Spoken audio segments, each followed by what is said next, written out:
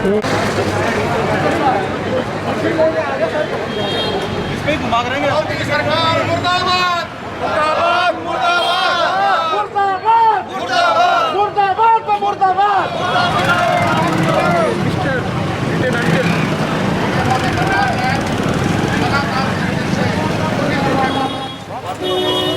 मोदी सरकार मुर्दाबाद।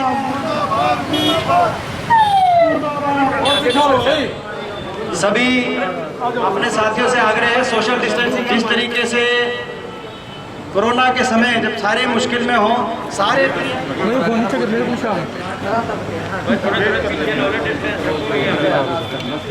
तो मिनिमम क्योंकि हम समझते हैं कि कोरोना निकल गया। राज्यसभा हमारे सारी बातें उसके अंदर लिखी है, इसलिए मैं आप लोगों से प्रार्थना आज के हमारे जो जो डीजल और पेट्रोल की कीमतें आसमान पे पहुंचाने का काम इस सरकार ने ऐसे समय में किया जब राहत देने की ज़रूरत थी। पूरी दुनिया में कच्चे तेल की अंतर्राष्ट्रीय बाजार में कीमतों में रिकॉर्ड गिरावट आने के बाद दुनिया के प्रत्येक देश के अंदर डीजल पेट्रोल सस्ता किया गया ताकि कोरोना काल में कुछ राहत किसान को और गरीब को, मध्यम वर्ग को दी जा सके। मगर हिंदुस्तान के अंदर, भारत के अंदर ये इसी समय जब राहत देने की ज़रूरत थी तो राहत के नाम पे तो ढकोसला 20 लाख करोड़ का पैकेज, वो कहाँ गए 20 लाख करोड़, किसके पास गए? वो 20 लाख करोड़ में से कुछ हज़ार, मात्र कुछ हज़ार करोड़ पेट्रोल डीजल को सस्ते करने में ही लगा दो आप। मगर वो तो केवल दिखावा, और हकीकत ये है कि डीजल पेट्रोल में रिकॉर्ड बढ़ोतरी 80 रुपये के आसपास डीजल पेट्रोल पहुँचा दिया गया है। इसकी विशेष चोट किसान वर्ग पे इस समय, ये समय एक वर्ग ये है कि ये समय बुआई का समय है, ये मैं विशेष तौर पे कह रहा हूँ। हर वर्ग प्रभावित है, इससे महंगाई बढ़ेगी, मगर ये समय, और किसान की फसल का भाव पहले डिक्लेयर कर दिया, उसके बाद डीजल बढ़ाया। तो जबकि स्वामीनाथन का जो फॉर्मूला है और जो मांग हमेशा रही है कि खर्चे के ऊपर किसान को 50% का मुनाफा मिले, तो स्वामीनाथन तो गया तेल लेने, स्वामीनाथन की रिपोर्ट तो तेल पिला दिया इन्होंने, तेल इतना महंगा करके। और उसके साथ साथ जो दुगनी करने की बात थी कि किसान की आमदनी दुगनी करेंगे 2022 तक, इसके ये जो अभी सीज़न है इसकी बुआई के बाद एक और सीज़न की बुआई बची है, उसके बाद 2022 आ जाए। तो यानी कि डबल करने की बजाय लागत डबल कर दी इन्होंने। डीजल लगभग ऐसा लगता है, क्योंकि पहले 50 रुपये डीजल था 2014 में, अब वो 80 पे पहुँचा दिया है कि ये लागत दुगनी करेंगे, चाहे डीजल हो, चाहे फर्टिलाइज़र हो, चाहे वो किसान की सारी बाकी लागत की जो भी कीमत है इस सीज़न के अंदर, जैसा कि आप वो अनुमान लगा सकते हैं कि जो मजदूरी का खर्चा है वो भी बढ़ेगा, क्योंकि बहुत सा जो जिस प्रकार से जो प्रवासी मजदूर हैं वो गए हैं हरियाणा से, तो मजदूरी का खर्चा भी बढ़ेगा। तो किसान पे चारों तरफ चोट पहुंची है। तो मेरा यही आज हमारा जो आज प्रदर्शन और ज्ञापन देने का। जहाँ तक बड़ौदा की बात है, बड़ौदा चुनाव में जिस दिन नतीजा बड़ौदा से आएगा उसी दिन इस सरकार की उल्टी गिनती शुरू हो जाएगी।